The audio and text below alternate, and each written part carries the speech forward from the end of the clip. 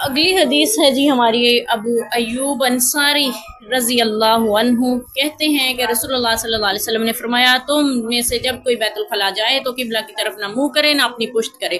بلکہ مشرق یا مغرب کی طرف کرے، کیونکہ مدینہ سے مشرق یا مغرب جو ہے ادھر قبلہ نہیں ہوتا، ٹھیک ہے۔ ہمارے ہاں تو مشرق یا مغرب کی طرف رخ کریں تو قبلہ کی طرف یا پشت ہو جاتی ہے یا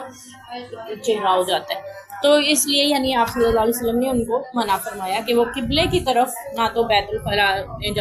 جائیں تو قضائے حاجت کرتے ہوئے نہ رخ کیا جائے اور نہ ہی منہ کی پشت کی جائے۔ تو اس سے اگلی حدیث پہ ہم ساتھ ہی ذکر کر لیتے ہیں، پھر دونوں پہ ایک ساتھ بات ہو جائے گی۔ عبداللہ بن عمر رضی اللہ عنہ کہتے ہیں کہ رسول اللہ صلی اللہ علیہ وسلم نے یہ ارشاد فرمایا کہ تم میں سے کوئی بھی قضائے حاجت کے لیے بیٹھے تو قبلہ کی طرف منہ نہ کرے اور نہ بیت المقدس کی طرف، مگر میں ایک دن اپنے گھر کی چھت پر چڑھا تو میں نے رسول اللہ صلی اللہ علیہ وسلم کو اٹھا کے دے دی، تو میں نے دیکھا کہ آپ صلی اللہ علیہ وسلم قضائے حاجت کے لیے 2 اینٹوں پر بیٹھے اور بیت المقدس کی طرف رخ فرمائے ہوئے تھے۔ اگر ادھر سے بیت المقدس کی طرف رخ کرتے ہیں تو قبلے کی طرف پشت ہوتی ہے، ٹھیک ہے، یعنی مدینہ میں۔ تو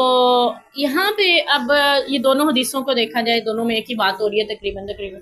تو اب ان دونوں حدیثوں میں تطبیق دی جاتی ہے۔ تطبیق کہتے ہیں کہ درمیان کی کوئی راہ، یعنی اپنے لفظوں میں ہم کہہ سکتے ہیں درمیان کی کوئی بات۔ تو آپ صلی اللہ علیہ وسلم تو فرمانے ہیں کہ نہ قبلے کی طرف منہ کیا جائے نہ پشت کی جائے، جبکہ عبداللہ بن عمر کہہ رہے ہیں کہ میں نے نبی پاک کو دیکھا قبلے کی طرف پشت فرمائے ہوئے تھے۔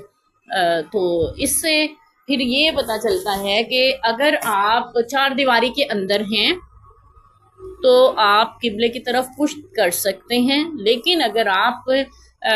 کھلے جگہ میں کہیں بیٹھے ہوئے تو پھر پشت بھی نہیں کریں گے اور وہ بھی نہیں، چہرہ بھی نہیں کریں گے، ٹھیک ہے۔ تو یہ اس کو کہتے ہیں تطبیق دینا۔ تو بہرحال قضائے حاجت کرتے ہوئے اس کی ممانعت ہے کہ آپ چہرہ یا اپنی پشت قبلے کی طرف کریں، اور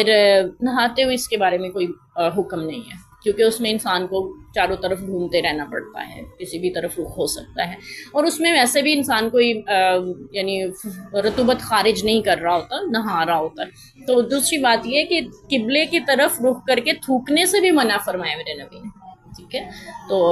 قضائے حاجت سے بھی منع کیا گیا، یعنی قبلے کا احترام سکھایا گیا، چاہے آپ دنیا کے کسی بھی کونے میں ہیں، آپ اس طرف رخ کر کے نہ تو